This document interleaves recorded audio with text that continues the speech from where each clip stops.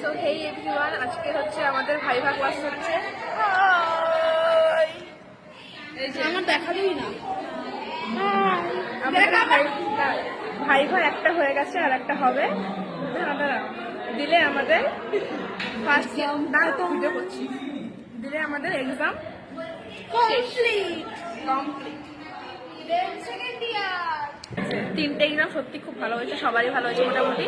আর আজকে ভাইভাটা হয়ে যাবে গাইস, বাড়ি গিয়ে কি ঘুমাবো, ঘুম খাওয়া দাওয়া শান্তি মতো হয়নি।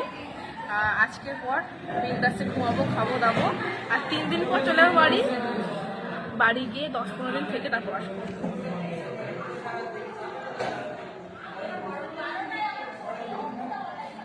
আমার সাথে তুলছে।